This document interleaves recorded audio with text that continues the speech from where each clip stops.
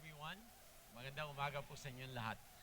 Um, Nakakatuwa po dahil alam niyo, yesterday po or late evening ay nakatutok na tayo sa sa TV, sa radyo at alam natin na landfall na sa Catanduanes ang bagyo at medyo marami po syempre nagwo-worry sa atin baka kahit hindi tumama sa atin yung bagyo, alam niyo naman, sa nangyari po ng nakita natin sa Cagayan, talagang sa norte, medyo talaga mag-aalala tayo. We praise God and we pray for it. Alam niyang, sabi ko nga, every time na may ganyan, naalala ko ang Panginoon. Lala ko po ito na sitwasyon ng Panginoon, kung saan ang Panginoon natutulog sa bangka o sa ship at kasama niya yung kanyang mga disciples at sa pagkakataong yon ay nag-alala talaga sila dahil sila ay malulunod. Sabi ng mga disciples sa kanya, Lord, wala ka bang pakialam sa amin? Hindi ka ba concerned na tayo mamamatay? At lakasan ng alon, tutulog ka pa, parang ganun po ang dating. Alam nyo, Panginoon po, kaya mapayapa po kahit may storm dahil alam niya, kontrolado niya lahat ng bagay. At yun nga po, alam naman natin, siya ay lumabas at pinatahimik yung unos.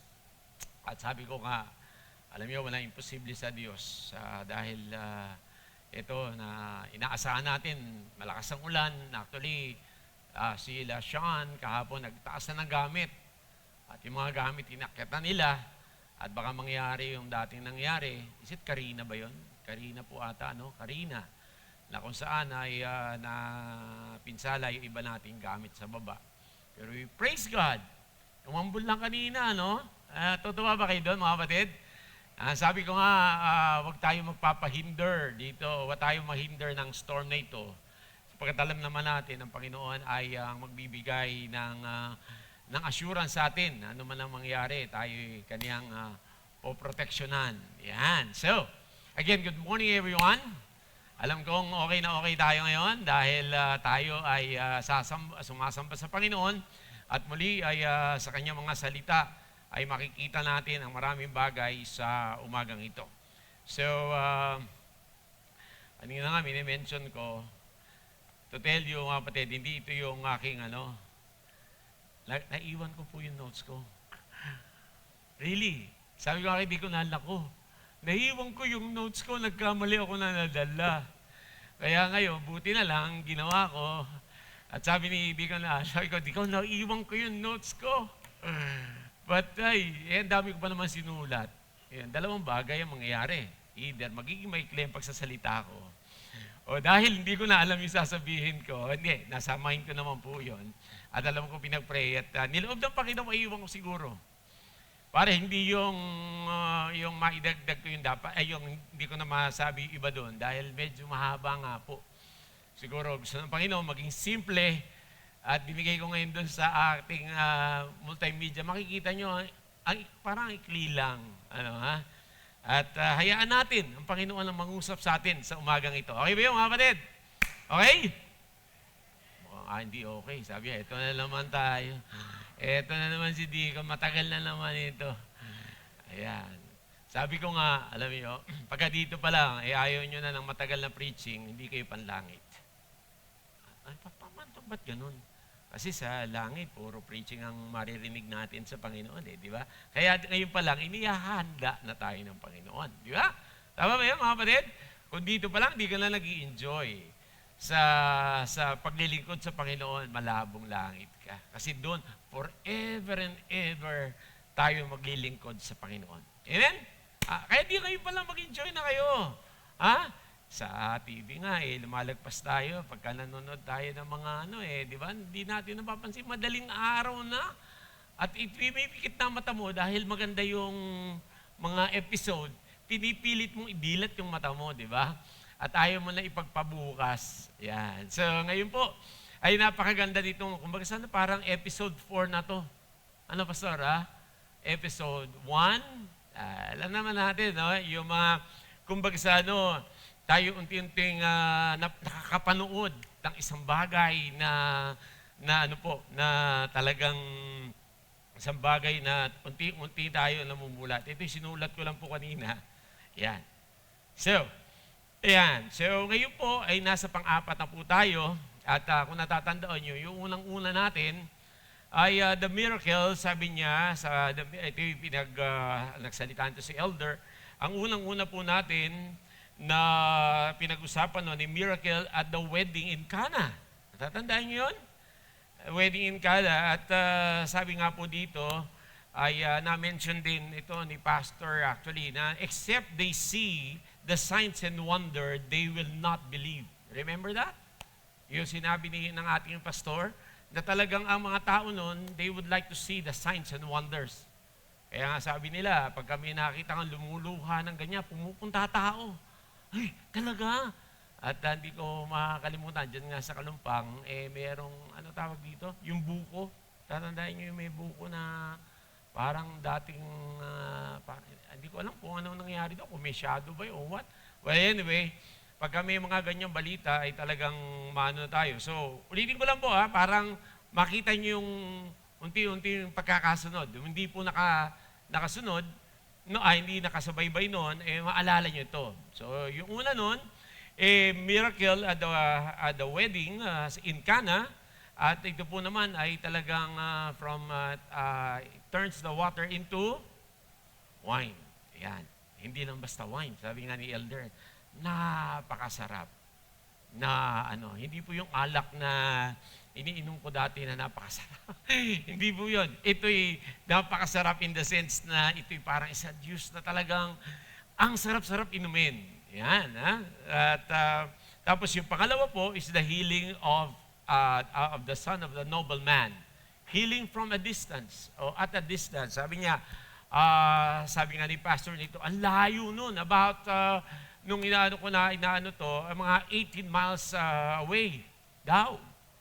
So, ibig sabihin, napakalayo, parang ito, tsaka Parañaque siguro. Pero dahil yung nobleman ay sumampalataya sa Panginoon, at nung time na yun, nung bumalik siya doon, alam niya, magaling na yung kanyang anak. Okay?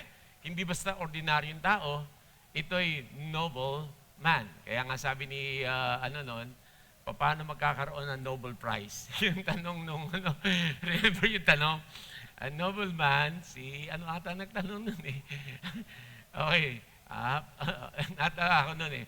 Paano magkakaroon siya ba ay Nobel Prize? Ayan, para magkaroon ng Nobel Prize. Natawa si Elder dati. Elder, natawa rin ako. Hindi po galing dito yung Nobel Prize na iba po yun. So, ibig lang sabihin, ito yung mga magagaling na tao. Yung mga, kumbaga sa ito'y angat sa iba.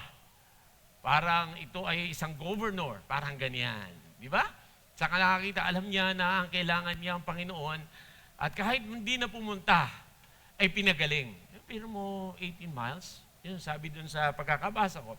At last week ay ito about the healing of the invalid or the impotent man. Ito po ay wala nang kakayahan at ito ay sa pool of Bethesda. Ito yung yung episode 3 sa pool of Bethesda, at siya ay kada raw gagalaw yung pool na yun sa Bethesda, kailangan mauna ka, dahil pagka hindi ka nauna, hindi ka nagagaling. Sa pagkakala niya, wala na akong pag-asa. Para sa kanila, talagang ang pag-asa nila, yung pool. But rather, ang Panginoon ay pumunta doon at itong taong ito na may sakit. Ilang taon yung may sakit yung tao? Nakikinig kayo? 38 years. Ilang taon na ang Mount Holy? 37. Mas matanda pa sa Mount Holy. Yung karamdaman niya, mga kapatid, 38 years. Grabe. Ang tagal na ganun siya. Pero mga kapatid, ang Panginoon may plano ang lahat. Sa mga bagay na yan, ipinakita ng Panginoon yung kanyang divinity, yung kanyang pagka-Diyos. Na ang sabi nga ni pastor noon, kung naaalala nyo, for the people, ito naman totoo, kahit sa atin to see is to believe. Yan. Sabi nga naman, to believe is to see. Dapat yun po yung sa mananampalataya sa Diyos po, dapat to believe and then you will see. Alam niyo, ganun yun eh. Hindi yung to see is to believe. Naalala ko po tuloy. Ang sabi niya, hanggat, alam niyo, nung time na, tatandaan niyo, elder, meron tayong parang medical mission na ginanap dyan sa may sports center. Kung natatandaan niyo, I think that's an anniversary. Tapos may mga nagpapagamot, tapos sinishare natin. Remember that? That's a great, that's a great event na kung saan ay marami pong nakakilala. Ang matindi ito, meron po ako nakausap na atheist, isang engineer. Wow, napano ko dito. Tapos sabi ko, ano itong inano nyo? Ganyan. Siya hindi po hindi nagpagamot, hindi nagpa-check up. So nandun siya, lumapit sa akin, tapos ano itong gawain yung ito? Sabi ko, we are from the Mount Holy Christian Bible Church, andito po kami para tulungan yung mga physical nating pangangailangan. Kung may mga karamdaman, nandito po kami para at least ma-check. And we believe po, ano nyo? We believe po in the Bible, sabi we believe in God. Ayan. Hanggang sasabi niya, hindi naman totoo yan eh. Wow. I'm sorry pero atheist ako. Wow, nagulat ako mga kapatid, bibihira. First time ko, elder and pastor, nakausap ng atheist. Ang hirap palang, Ang hirap palang tawag dito, sharean. Hindi mo masishare. Kasi hindi po naniniwala sa Bible eh. Paano mo masishare? Isang tao, hindi naniniwala sa Diyos. Sa kanya raw, to see is to believe. Ang mga bagay, kung nakita mo ba ang Diyos? Hindi po, pero ako naniniwala ng Diyos dahil po sa creation, dahil sa, alam niyo, ang dami natin patotoo, pero ayaw niyo pakinggan. Para sa kanya, to see is to believe. Pero sabi ko nga, gusto ko sana sabihin ito eh. Ito sana gusto kong sabihin. Kaya lang ayoko ma-offend. Gusto ko sana sabihin, ikaw ba nakita mo na may puso ka? Kayo ba nakita niyo may puso kayo? Hindi. Alam niyo may puso dahil sabi ng doktor, may puso ka. Dahil meron ng bumiyak ng katawan ng tao, nakita may puso. Tama? Nalaman natin may utak tayo dahil merong doktor, merong magagaling, espesyalista na biniyak ang ulo ng tao, anatomy of man, at meron tayong brain. Right? Gusto ko sana sabihin sa kanya, engineer, nakita mo ba utak mo? O puso mo? Siyempre, sabihin niya, hindi ko nakita, pero alam ko nandiyan sa loob. Kasasabi mo lang, to see is to believe. Kung ganun, kung hindi mo nakita, baka wala. Gusto ko sana sabihin yan. Baka wala kang utak. Di ba? Medyo offensive, di ba? Pero yun ang niya eh. To see is to believe. Did you see kung may utak ka? Sabi lang eh. Right? Kaya din na Diyos ganito. Sa Kanya, hindi po natin na, for us, you must believe, then you will see. Nakuha niyo mga kapatid? Must believe, and you will see. Just like the nobleman, believe, and you will see that your son will be healed. Is healed already. Nung moment na yon, nung sinabi ng Panginoon, gumaling na siya. Amen? Amen? Ito rin may sakit, talagang yung may sakit na sa pool ng Bethsaida, yan, ay pinagaling ng Panginoon. Yan. So, tayo ngayon ay nandito na sa episode 4. Alam niyo ba sa lahat ng miracles, ito nung hindi pa po ako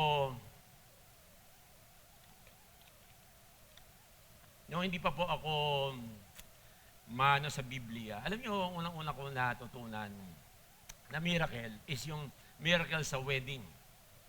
Kasi yan po yung sinasabi nga ng mama ko na you have to come to the Mother of God, sabi ng para makiusap, at pagka nakiusap ka, kahit ayaw ng anak, papakinggan yung ina. Kaya ipapahintulot sa iyo. So alam naman natin, hindi Mary is not the mother of God, but the mother of Jesus. Di ba? sa physical na pangangatawan. At alam niyo ba yung pangalawa na sikat na alam ko, is itong pang-apat nating pag-aaralan. The feeding of a great multitude. Yan. Wow, the feeding of a great multitude. So, wow, unahin na natin ito, mga kapatid. So, the feeding of the great multitude. Ito yung, alam niyo ba sa lahat ng mga miracles ng Panginoon, maging yung naunang tatlo, wala po sa apat na gospel yon. Ito lang ang meron sa Matthew, Mark, Luke, and John. Wow! Bakit binigay ng Panginoon na ganun yun? Sa lahat ng gospel, nandito ang the feeding of the great multitude. Pero the rest, wala eh. Kaya gusto ko, hindi na para basahin sa inyo, pero take note, ito po'y recorded sa Matthew chapter 14, verse 15. Sulat nyo na lang, mga kapatid. May notes ba kayo dyan? Sulat nyo yan para balikan nyo. Okay?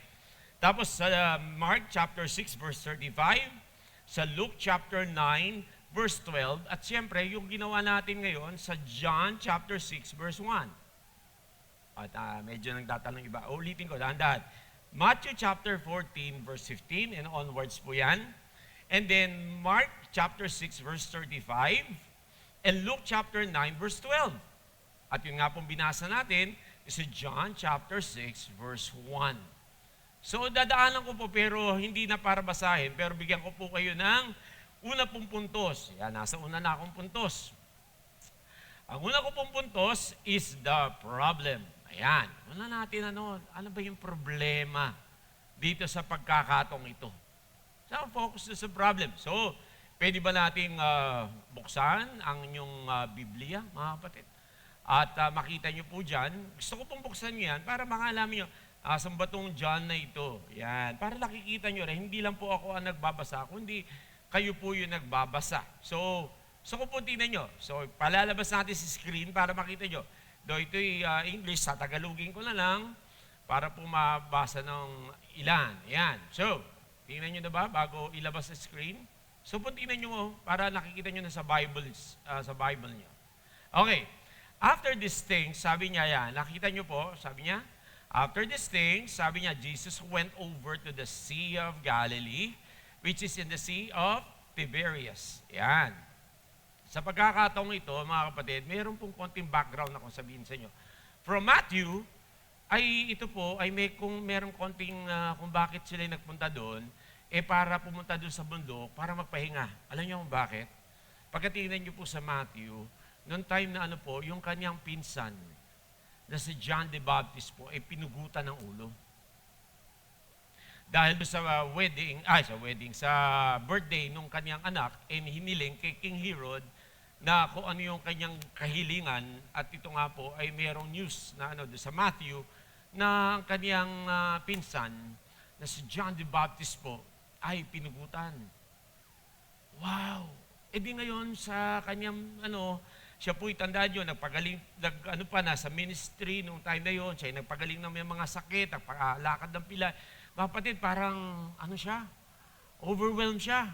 Sabi niya, punta muna tayo, umiwalay muna tayo sa multitude. Gusto ko muna mag-solo. Makita nyo dito, then a great multitude, sabi diyan, a great multitude followed.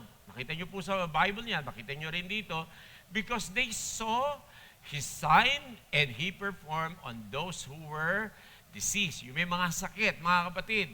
So, ito makita nyo na isang bagay na, sundan nyo ako mga kapatid, sundan nyo ako para makita nyo yung buong storya. Sundan nyo ako. So, sila'y papunta ron, para humiwalay muna ng konti, Panginoon, dahil medyo drained siya, medyo physically drained at mentally drained dahil nga sa balitang yun. Hindi ko na po para basahin dahil alam kong kulang tayo sa oras. Pero pagdating ngayon doon, there was a great multitude. Na sumunod sa kanya, dahil because they saw his sign, which is, sabi diyan, which he performed on those who were diseased. Isa na nga po dyan yung, 38 years, pinagaling. Yung nobleman, yung kanyang anak, pinagaling. Wow. So kilala siya.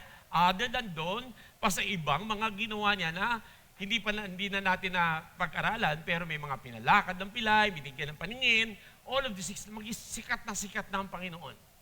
So dahil dyan, gusto kong makita nyo that, nakita nyo ba yung because they saw the signs? Yan, nakita nyo ba yun? Which He performed, sabi niya, on those that were sick or diseased. Yan, yung may mga sakit. Tignan nyo po yung sa verse, ano yung problema? Ito yung verse 3. Tignan nyo po. Sa verse 3, that Jesus went up to the mountain and there He sat with His disciples. So talaga pumunta sila sa bundok at doon sila ay naupo kasama ang kanyang mga disciples. Now you have to understand that now the Passover feast was near. Malapit na po yung Passover. Okay, tinatawag yan po sineselebrate ng mga Hudyo at tinatawag po Passover because of dun sa yung sa nangyari more than 2,000 years o more than not 2,000 dun time of Moses na kung saan ito ay merong angel of death at para hindi pumasok yung angel of death dun sa bahay nilalagyan ng yung dugo ng lamb. Kaya ang tawag nila Passover. Kaya pagka hindi mo mamatay yung panganay. Di ba? Sabi kasi ang noon, pagka walang ganun, yung panganay mo sa bahay mamamatay.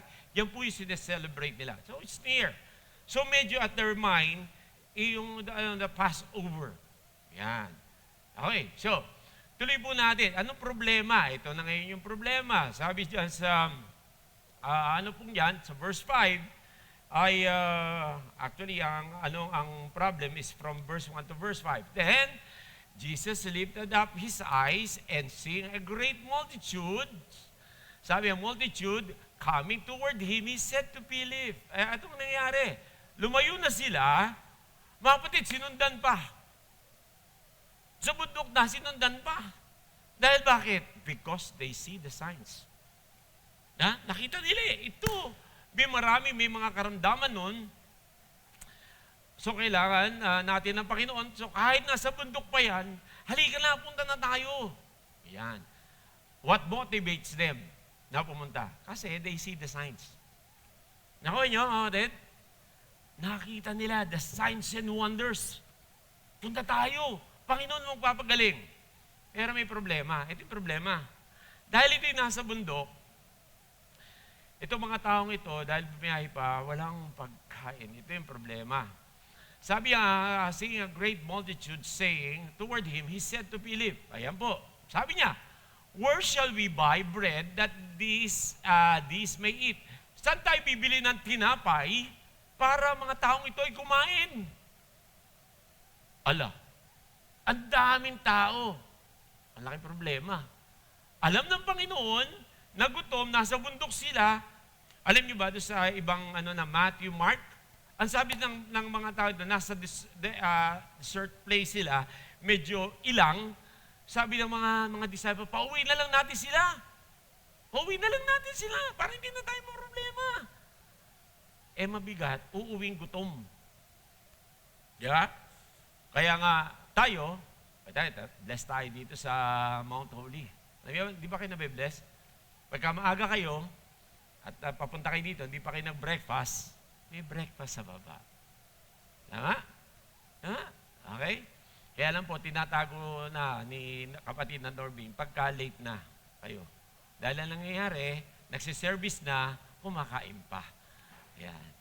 Kaya, sorry mga kapatid Sabi nga ni, sabi ka kay pastor, sabi ni pastor naku Dikon, meron ako nasabi may mga umaray, ganyan. The last week, nasabi niya about ayuda. Sabi ko, pastor, okay lang po yun. Bato-bato sa langit, ang tamaan masaktan. Alam mo bakit?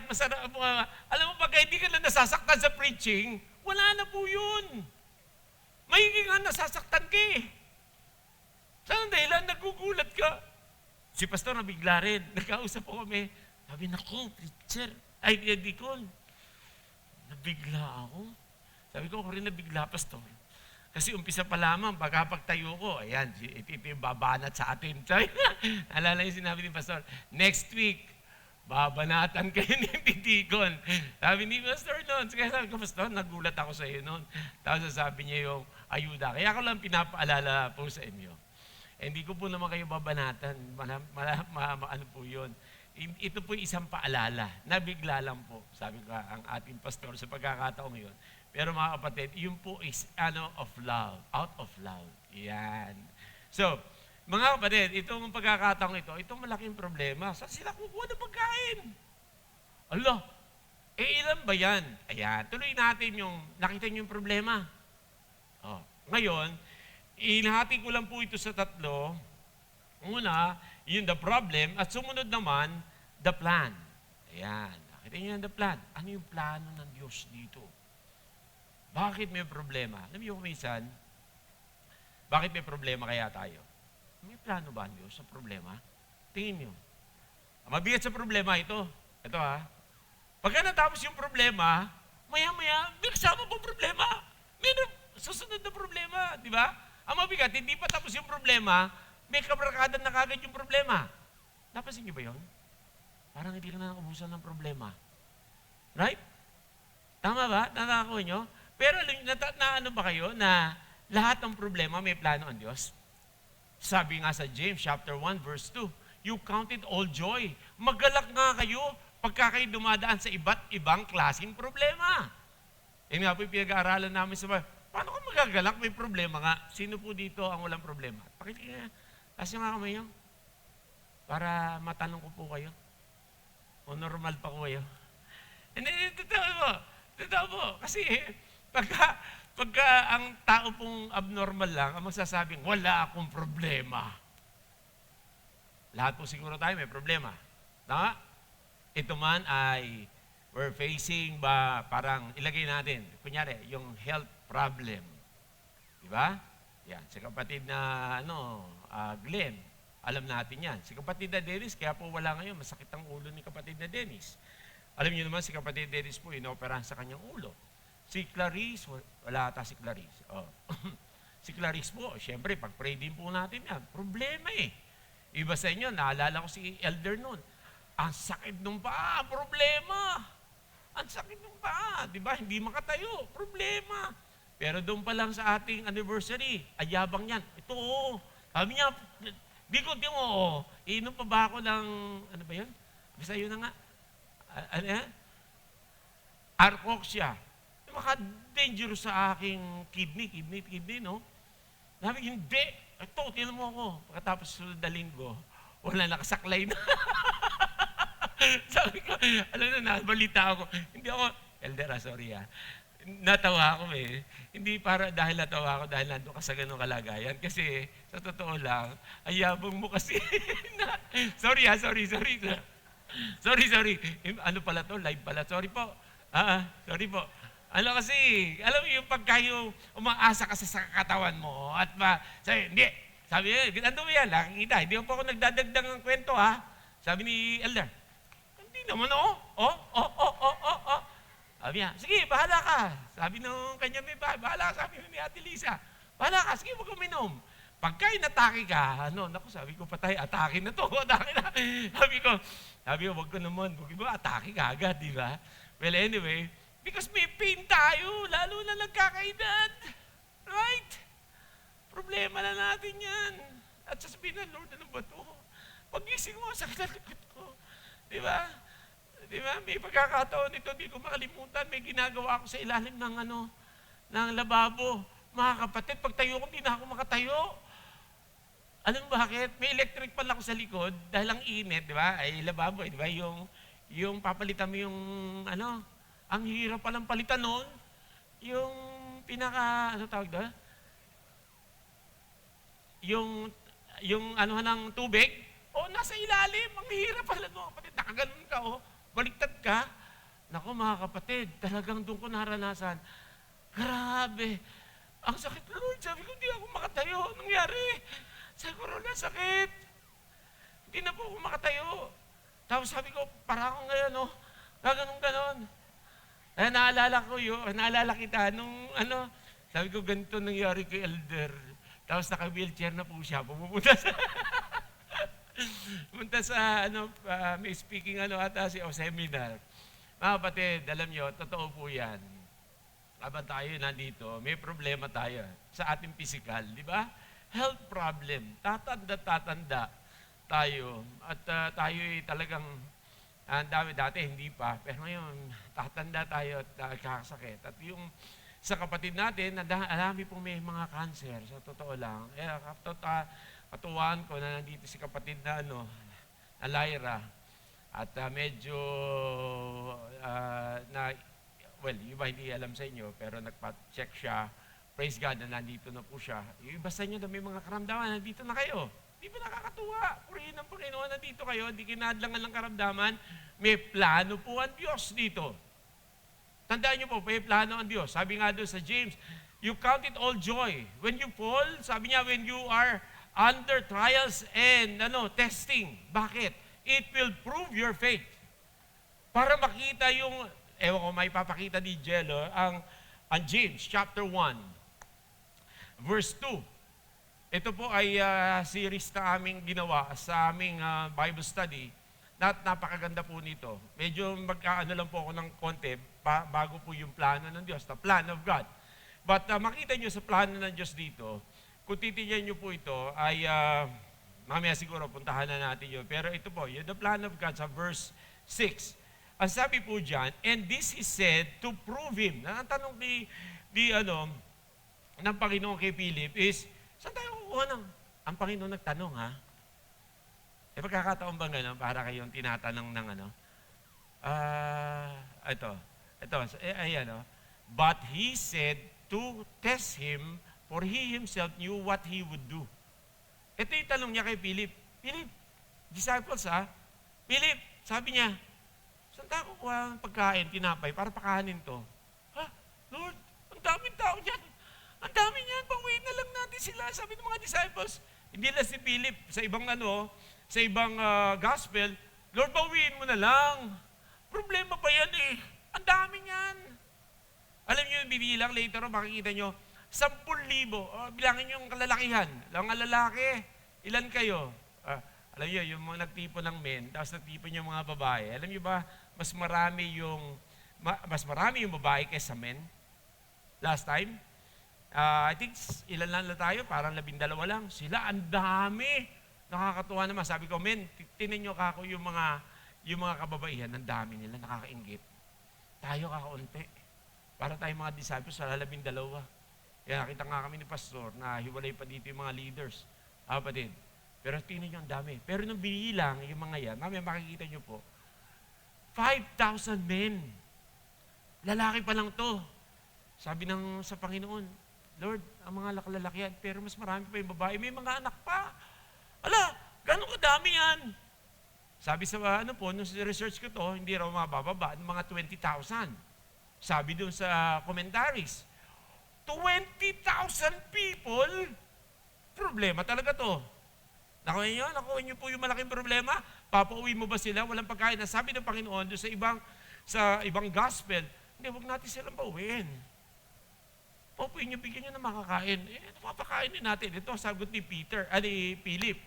And Philip answered him, 200 denaries worth of bread is not sufficient for them, that every one of them may have a little.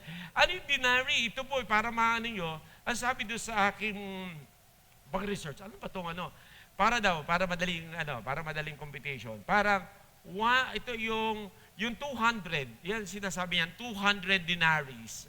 Denary, ito po ay isang taon mong sweldo ng isang tao. Ay, di mag-compute ako. Para ganito, 600 ba tayo? Lagyan na lang natin sa 600. Ano? 600 times 30. Di ba? 600 times 30. Kasi 30 days eh. Compute nyo nga. Tama. 600 times 30. Ano ba naman? 18,000. Ano 1,008? 1,008 sa buwan? Sumiseldo pa tayo noon. Wala na tayo kakanin noon.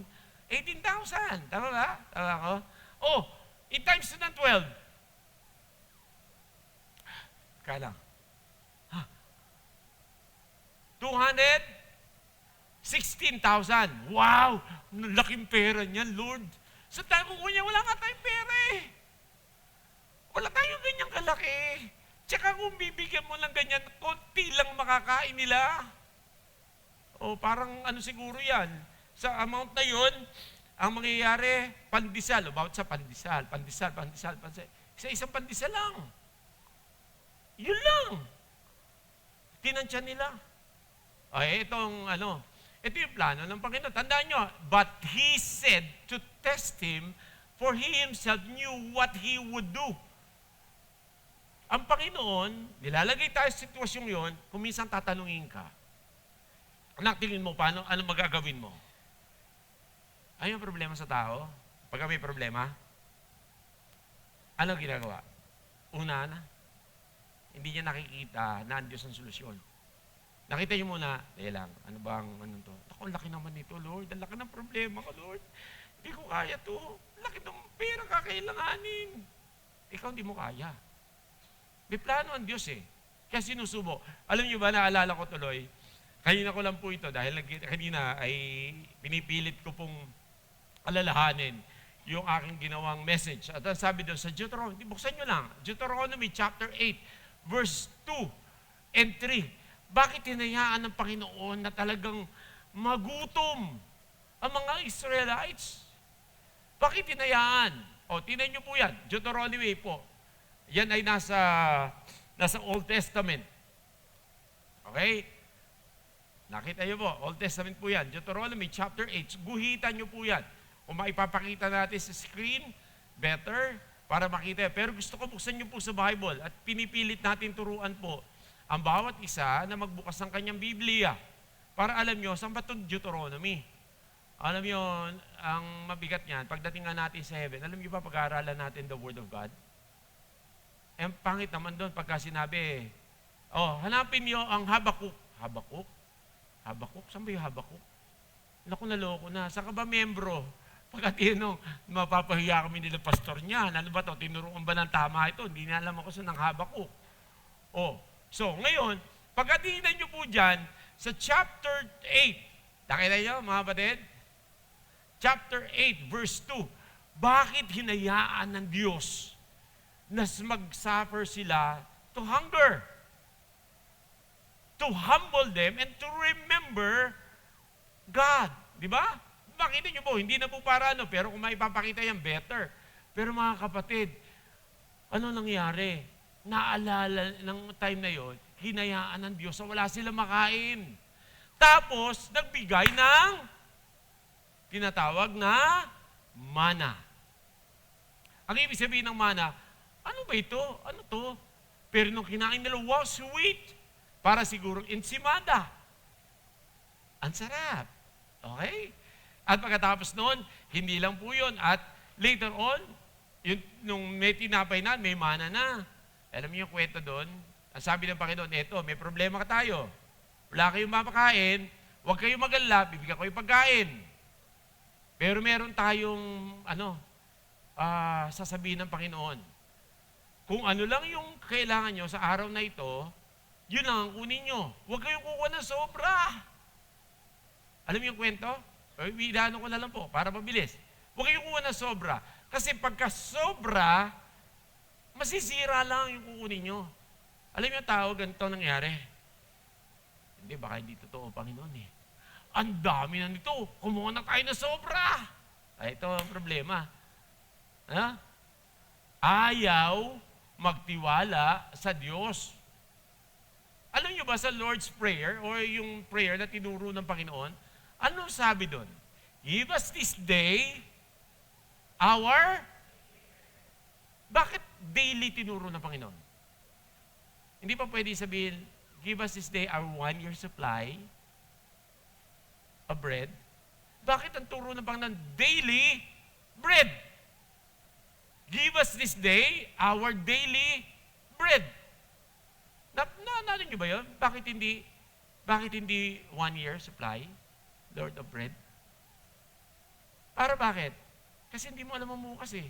Buhay ka pa kaya bukas? You live one day at a time. Right?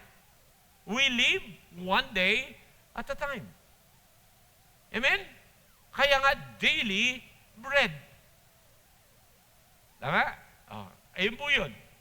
Makita nyo po dyan, sa verse 6 na yan, 6, di alam na ng Panginoon.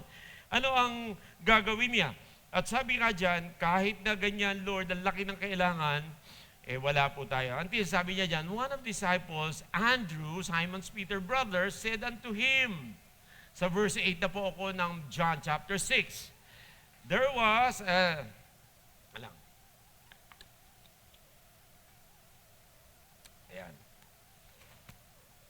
Ang sabi po dito, there is a lad here which had 5 barley loaves and 2 small fishes. Sabi niya, but what are they among so many? Eto. So, para anong nangyari, mga kapatid, ano ba meron tayo? Wala nga tayong perang ganyan kalaki. Ano meron? Uy, nakakita sila ng bata. Okay? A lad. Siguro, katulad nila, mga yung, pangalito, Lance. Katulad nila, mas malaki siguro ng konti kay Lance, na nakikinig na para sa Panginoon. Yan. So, ito ngayon ay may dala-dala at ako'y naniniwala na itong batang ito, pinagbaunan ng nanay. Hindi ko alam kung anong purpose ng bata, siguro para makinig sa Panginoon. Pero mga kapatid, naniniwala ako, yung batang to medyo malusog. Ano napansin niyo? Bakit malusog ko inano? Saan ka magbabaon? Ang baon niya, tsaka hindi ko makita, prepared yung bata. Galing nga nung bata eh.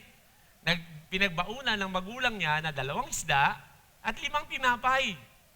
Biruin mo, 2 isda, 5 tinapay. Tingnan mo yung katabi mo. Pinagpala ba ng kanyang kalusugan? Huwag kayo titingin sa likod. Dinahanap niyo yung isang malusog eh. Walang ganon. Okay? Pero pinagpala. Pagka nakita niyo pinagpala yan. Alam niyo ba? Ito, magsisegue lang ako, Pastor. Ito yung natandaan ko eh. Alam niyo ba, ewan ko alam ni Pastor to, yung mga, forgive me for the term yung mga matataba ay para sa Panginoon. Tingnan niyo po sa Leviticus 3:16. Leviticus 3:16. Sabi sa Leviticus 3:16, the pots is for the Lord. Sabi, yung matataba para sa Panginoon. Di ba?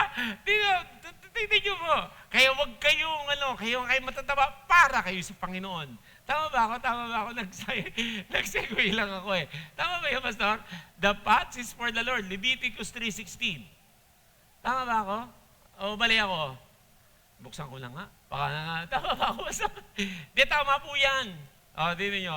Leviticus, baka nga ako mali. Ayan, magiging verse ng mga malulusog. Yay! May verse kami. Ayan, huwag niyong tutuksuhin. Sabi dito, ayan, and the priest shall burn them upon the altar, and the food of the offering made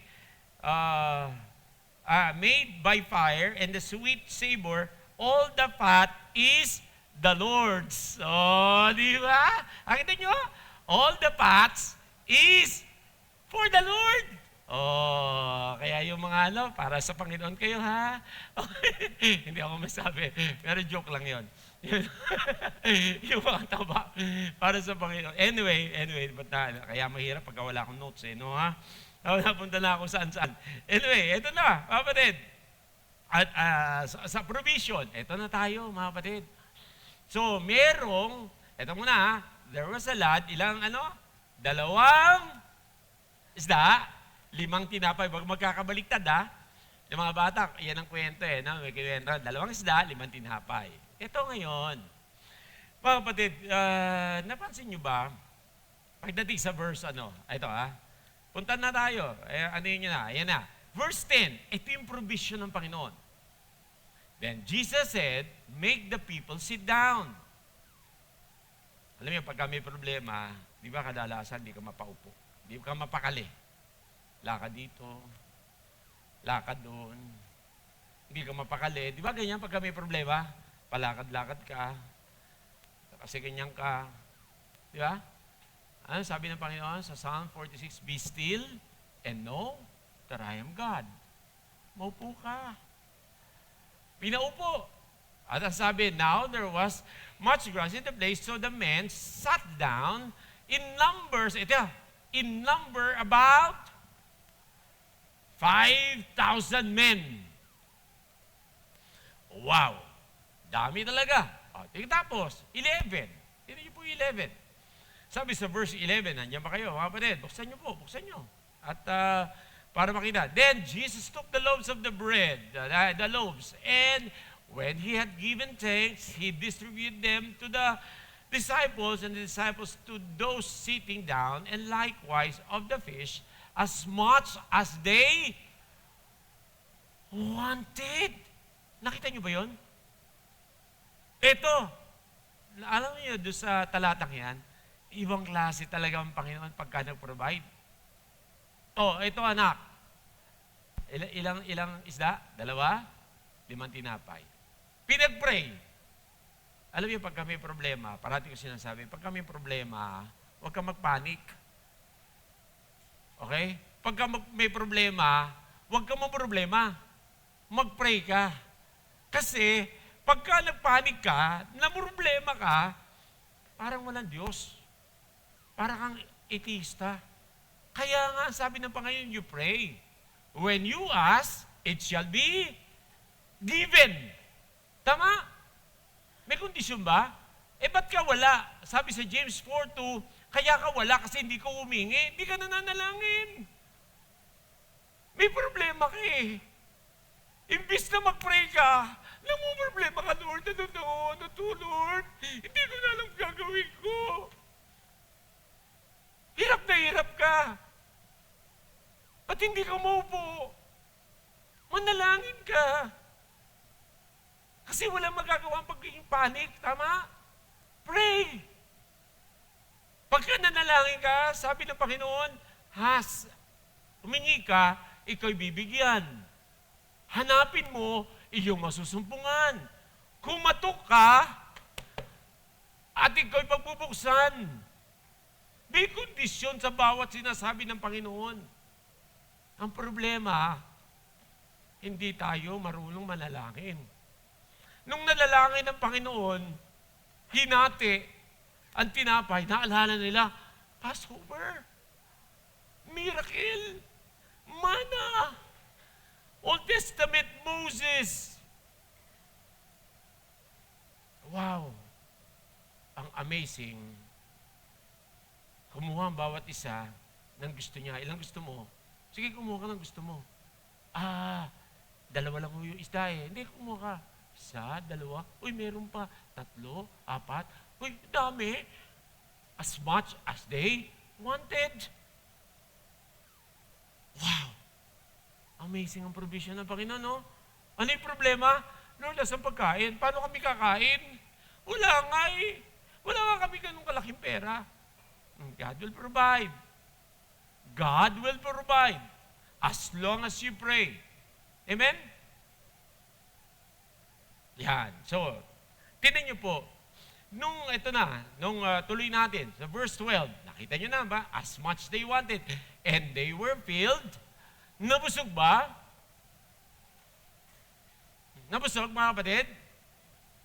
Wala bang hindi nabusog? Lahat busog na busog.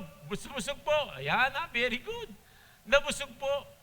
Ito maganda. When they gather the fragments, sabi niya, the fragments, they that remain, so that nothing is lost. May natira pa. Wow! Kulang, isip mo kulang, pero may natira, may sumobra. Ganong kadami ang sumobra. Sabi sa verse 13, therefore, they gathered them and filled the 12. Wow! Kala ko ba 2 isda lang yan? 5 tinapay. Ano na ngayon? 12 basket. Sa iba siguro yan, baka kaing o ganun. of 5 barley loaves, and which were over by those who had eaten. Sumobra 12. Remember the 12 tribes of Israel. Right? Sabi nga ng iba, kanino kaya ibinigay yon? Ako naniniwala, pagkamat walang sinasabi sa Biblia, niwala ako kanino binigay? Doon sa bata. Sabi mo sa mami mo, pamigay mo, kasi pinagpala ka, kasi ginamit ka. Tama? Napansin niyo ba doon sa bata? Ito po though hindi po ako ano doon, pero ako doon, kasi ginamit ng Panginoon ng batang ito para pakainin ng libo-libong tao. Tama? Right? Tanong ko, pwede bang wala yung bata, pwedeng pakainin ng Panginoon? Yes. Pero ba't kinailangan ng Panginoon na kunin sa bata yung kanyang baon para ipakita sa tao ang kanyang kapangyarihan? Para pagpalain niya ang batang iyon at ang mga tao. Kaya mga kapatid, kaya pagka tayo naging kagamit-gamit sa Diyos, kung ano man yung konti natin gagamitin sa Diyos, mga kapatid, ano yung meron tayo? Deacon, pastor, ito lang po kaya ko At hindi mo ibigay sa kamay ng Panginoon. Di ba padadamihin niya? Do you remember Moses? Sabi niya, Lord, pagpupuntahin mo ako kay Pharaoh, anong gagawin ko doon, Lord? Sabi ni Moses, sabi ng Panginoon kay Moses, ano hawak mo? Ito po, tungkod. Ibaba mo, Moses. Alam niyo, kailangan mong let go. Let it go. Sabi nga ni di ba? Let it go. Let it go. Di ba? Di ba? Ang mabigat, pagka may problema, ayaw natin bitawan. Di ba? Kapit-kapit mo, Lord, ito na. Ito nangyayari. Ito talaga. Lord, ito yung problema. Lord, ito na. Kananak, ito na, Lord. Hindi mo bibitawan. Anong nangyayari? Nagtatag-over kayo. Lord, kaya mo ba, Lord? Lord. Napagod ka. Bakit? Hindi mo mabitawan Hindi mo ipagkaloob sa Panginoon yung kabigatan. So mga kapatid, kaya po gusto kong sabihin sa inyo, ito mga bagay na ito. Then later on, sa verse 14 and 15, dito nakita ng tao, ito yung propeta. Now, they saw the divinity of our Lord Jesus Christ. This is now the reason why God, sabi nga, hinayaan ng Diyos na magutom ang tao upang ipakita sa kanila ang magagawa niya sa mga bagay na problema ito. Imposible. Tama? Si Philip na nakita, Lord, imposible naman to. Kahit na yung 1 year of yung sweldo natin, hindi kayang pakainin. Imposible. Pero pagka imposible, doon posible sa Diyos. Remember that? Sa Luke 1:37, sabi niya, with God, nothing is impossible. Do you believe it? Problema, ngayon pa lang, hindi kayo makasagot Totoo ba yun? Do you believe it? With God, nothing is impossible. By faith. Yes, Lord. Kaya nga sabi niya doon sa bulag, tingin mo, kaya ko ibigay sa iyo paningin mo? Opo, Panginoon. According to your faith, you will receive your sight. Ano tingin mo sa Diyos? Ayan, tingnan niyo po. Those men, when they had seen the sign, ito, nakita. Kaya pala nangyari yung ganun para makita nila.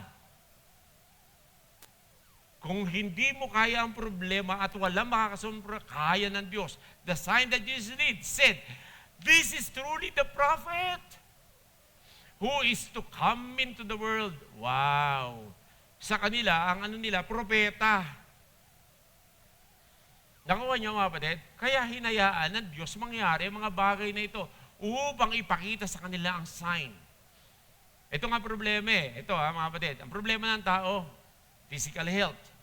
Ang problema ng tao, food. Tinugon ba yung food? Kapatid? Nakita niyo ba yung other, Anong problema ng tao? Financial. Lord, kahit na 200 na, 200, o a lot of mga 200,000 na ganito amount. Hindi kaya, Lord. Financial. Tama? So, parang puro letter F. Yung isa health. O, lagi yan. Facing health problem. Yan. Okay? Isa, food. Isa, financial. Yan ang problema talaga natin eh. Di ba? Kaya nga mga kapatid, ano solusyon?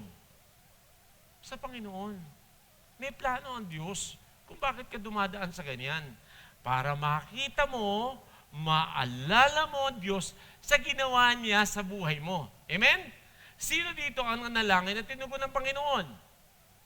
Aba, yung iba hindi. Aba, hindi kayo nanalangin na tinugon? Ulitin ko.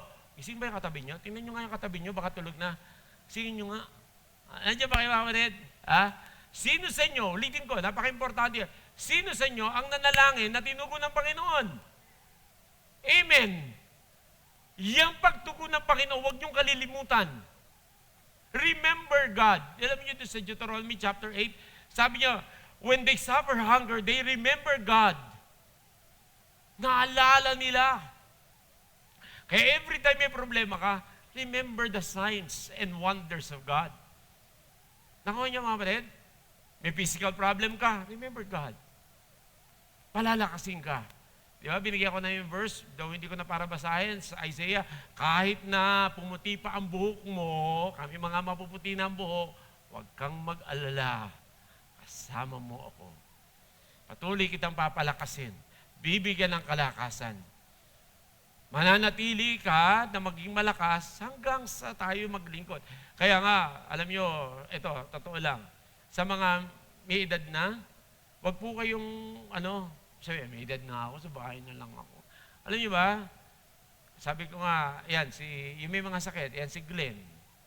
Yung iba natin na uma-attend dito, na may karamdaman. Ano ang dahilan nyo para hindi umattend kung sila mismo may sakit uma-attend? Ano ang dahilan nyo na yung mga may edad na hirap na maglakad? Kapatid, hirap na maglakad. Kayo na malakas kayo, hindi kayo nakakatin. Hindi ba nagsisilbing, inspirasyon? I remember my lolo, na nakakilala po lolo ko, nagka-diabetes siya, naputulan po siya ng paa. Sabi ko, Lo, halika, pinagtyagaan ko po yun dahil meron kaming tricycle noon. Ang tatak ng tricycle namin ay Kawasaki D2. Alam mo yung model na yun? Kawasaki D2. Kung bakit D2? Kasi bago po umandar, tinutulak, ditulak. Kaya natawag ko, Kawasaki D2. Ayaw po umandar. Ano naman Kawasaki? Kasi lumang na po yun eh. Kaya ang tawag ko, Kawasaki, ano modelo niyang Kawasaki mo? Kawasaki D2. May model bang ganun? Oo, ditulak bago umistart eh. Kaya may tutulak. Kaya mga taga-church, sabi ko, tulak mo na, ayaw mandar. Hindi ko mapagawa kasi, alam niyo, wala pa naman kaming kakayanan nun. Kaya totoo po yun, hindi ako nag-joke. Kaya tutulok ng mga kapatira, kaya tawag nila, Kawasaki dito. Tuwan-tuwa po ako doon, sasakay lolo ko, dahil pagka yun, dapat di mamatay, kasi pagka namatay, tutulak na naman, di ba? Kaya ditulak eh. Pero mga kapatid, alam niyo, yung lolo ko, ang dami pong natutuwa sa kanya, na kahit po putol yung paa, nakasaklay, hirap na hirap, ibinubuhat, inaalalayan ng ating mga kabataan. Sabi niya, Lo, po kami, na-inspire po kami, kahit na ganyan ang kalagayan nyo, umaatit kayo na church. Ano ang dahilan namin kabataan para hindi umattend kung kayo mismo umaattend? Alam niyo na, lolo ko, alam niya ang kalakasan niya nasa Panginoon. Hanggang sa namatay po ang aking lolo, naglilingkod po talaga. Nagpabautismo pa. Sabi niya, kailangan pa ba ako magpabautismo? Oo po, kanyali kayo. So pumunta doon sa alahalay, katuwaan po ng church, na merong ganing crippled man na sumunod sa Panginoon. Ito po, dito na lang po ako, there are times po na tayo kakausapin ng Panginoon, anong pwede natin gawin? Wag mo natin tingnan yung kakayahan natin. Ano ba yung kakayahan mo? Ito lang, Lord eh. Huwag tingnan mo ang Diyos. Focus your sight sa Panginoon. Lord, may problema ako. Hindi ko kaya to, ikaw kaya mo to. Di ba? So, tandaan nyo mga kapatid, pag may problema, pray. Dahil alam nyo, may plano ang Diyos. Di ba? Alam natin, Jeremiah 29:11? Jeremiah 29:11. God knows the plan for you, not to harm you, but to give you hope and a better future, mga kapatid. May plano pala ang Diyos. Kasi mahal ako ng Diyos eh. Kaya nga He provides, He protects, His presence is always with you. Tandaan niyo po yun. And because of that, the signs will declare that Jesus is the Lord. He is the Lord of all, or the Lord. Alam niyo, pagka raw siyang hindi Lord of all, hindi na raw siya Lord at all sa buhay niyo. Nakuha niyo po yun? Dapat siya na ang Lord of all mo. Kasi pagka hindi siya Diyos para sa iyo. Not Lord of all. Hindi na po Lord of all siya. Dahil pagka hindi na siya Lord of all nyo, parang wala na po siyang saysay sa inyo. Tama? Dapat siya po ang Lord of all. Siya ang Diyos. Anumang kalalagayan ko, may problema man ako sa health, Lord, you are the Lord of all. May problema man ako sa food, Lord, I know you will provide. Lord, may problema man ako sa ang tawag dito? Sa food, sa health, sa food, sa financial. You are the Lord of all. Amen? Kaya mga kapatid, alam ko po, dito po ako magtatapos. Sabi nga, what motivates you? Okay ba yung motivation? Okay ba yung alam niyo, motivational speaker po din ako, kuminsan na-invite po ako sa ibang mga kliyente para magsalita lang. Ayan, inaano ko po lang ang salita ng Panginoon. Pero ang parati ko what motivates us? Alam niyo, ito po ang ating alam niyo dito sa mga binasa po natin. Sabi doon sa verse 2, when they saw the miracle, tingnan niyo, ko lang po patapos na po tayo. Ang sabi doon, the great multitude followed him because they saw his miracle. Ito, what motivates them? Because they saw what? The miracle. Nakita niyo? Because they saw the miracle. So what motivates them? The miracle. What motivates them? Pagdating sa verse 30, tingnan niyo po. Sa 26 ng chapter 6 ng John. Sabi niya diyan, may papakita, pero tingnan niyo po sa John chapter 6.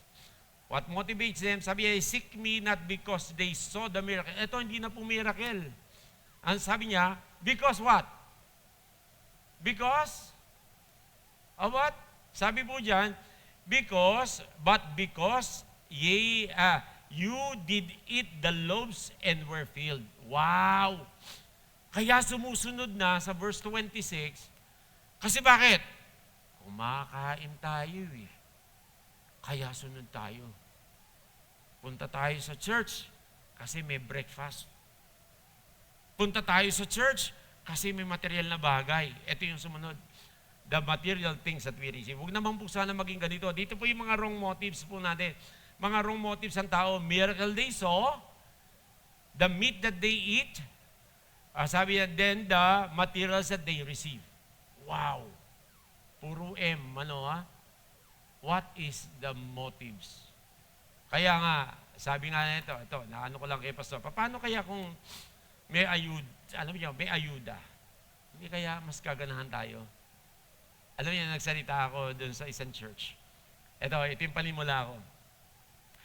Sabi ko, alam kapatid, parang kakunti sila eh. Kante. Sabi ko, alam niyo, siguro, kung meron tayong dito, linggo-linggo, ang nagamit kong term, ayuda rin po.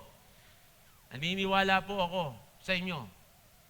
Sino sa inyo ang pupunta at magyayaya pa ng mga kaibigan pumunta? Maging totoo tayo. Sabi ko, unang-una na po ako. Tapos sila nagtaasan din. Yan ay iniisip nyo kasi may ayuda. Kasi bago pa lang ang yung COVID, after the COVID, di ba may ayuda? Ang daming tao, tama? Pagka may ayuda. Mga kapatid, what motivates them? May ayuda eh. Sana wag. Yun ang mag-motivate sa atin. Nakuha niyo mga kapatid? Pupunta kayo not because of the miracle that you saw. Not the meat that you eat. Not the material things that you receive. Ito mga kapatid.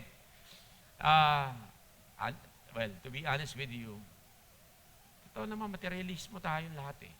Pagka meron alam ba kung meron dyan? Kaya nga sabi niba, Koreano na tayo eh. Ano Korean? Meron ka ba akong matatanggap? Ano Korean? Meron ba akong mapapala? Ano Korean? Kaya Koreano na tayo eh. Ano Korean? O tatanong mo, ano Korean? Diba? Meron ba akong mapapala? May ayuda ba dyan? Pupunta ako. Mga kapatid, wag. Kasi, what motivates us, dapat is, eto po, it must be the love of God sa atin. Mahal na mahal ka ba ng Diyos? Dapat yun ang mag-motivate. Mahal na mahal akong Diyos. Dapat mahalin ko rin siya. Tama? Nakuha nyo? Mahal na mahal ba kayo ng Diyos, mga kapatid? Kaya niyo bang gawin yung mga imposibleng bagay? Yes, sulat niyo po ito. Luke 1:37. With God, nothing is impossible. Luke 18:27. Yung isa, Luke 1:37. Yung isa, Luke 18:27. With men, it is impossible. What with God? Everything is possible. Amen? Ako ba may sabi nun? May problema ba kayo, mga kapatid? Mga kapatid, ito. Sa huling-huli, ang tanong ko, tama ba yung spiritual niyo sa Panginoon? Do you have a relationship with our Lord Jesus Christ? Kasi kung wala pa po, yan ang malaking problema. Kung wala pa kayong personal na relasyon sa Panginoon. He is the Lord of all. Mga kapatid, ang tanong, He is your Lord? Siya ba ang Lord niyo? Sipin niyo po, is He your Lord? Our God? If that is so, mga kapatid, hayaan niyo maging Lord of all siya ng buhay niyo. Tandaan niyo po, mahal na malahal kayo ng Panginoon. That motivates you. Atin kayo ng church, maglilingkod ako dahil mahal ko ang Diyos. Dahil mahal na mahal niya ako. He has given me, talagang mga pangako niya sa akin, pangahawakan ko, the promises of God, the presence of God, the provisions of God, the protection of God, and even the place. After this life, I have a place in heaven. Amen po ba? You must have a relationship with our Lord Jesus Christ. Tayo pong lahat ay manalangin. Tayo pong lahat ay tumayo. Tayo po'y manalangin. Our Heavenly Father, nagpapasalamat po kami sa oras na ito na ipinakita niyo po ang ika-apat na signs and wonders, Panginoon, and miracle na ipinakita niyo sa amin na kung saan ang mga tao po din ay nakita na yung po bang walang magagawa ang tao sa mga problemang na nadadanasan. Pero dakilang Diyos, hayaan yung tumuon kami sa inyong magagawa at hindi po sa aming magagawa. Lord, hayaan niyo po sa pang-araw-araw namin pamumuhay, makita nawa namin ang inyong kapangyarihan sa buhay namin ito. Na may matuto kaming sumunod sa inyo at ang mag-motivate sa amin ang inyong pag-ibig sa amin. At nawa, dakilang Diyos, mahalin din namin kayo ng buong puso namin, ng buong kaluluwa namin, ng buong kaisipan namin, ng buong kalakasan namin. That motivates us, Lord, to continue na maglingkod at kami po ay magbigay ng papuri, pasasalamat sa inyong dakilang pangalan. Kaya nga po, dakilang Ama, kung meron pong isa o mga kapatiran namin o maaaring dalawa o higit pa na hindi pa po nagkakaroon ng personal na relasyon sa inyong buktong nanak, Huwag niyong hayaan lumabas siya ng bahay-sambahang ito na hungkag pa rin ang kanyang puso, but rather, God, kausapin niyo po siya at makita niya ang pangangailangan niya sa inyong buktong na anak na magkaroon siya ng personal relationship with our Lord Jesus Christ. Nawa po ay kayo ang patuloy na mangusap sa bawat isa at maraming pong salamat sa inyong mga salita na amin pong pinag-aralan. Salamat po, Panginoon, the feeding of a great multitude. In Jesus' name we pray. Amen.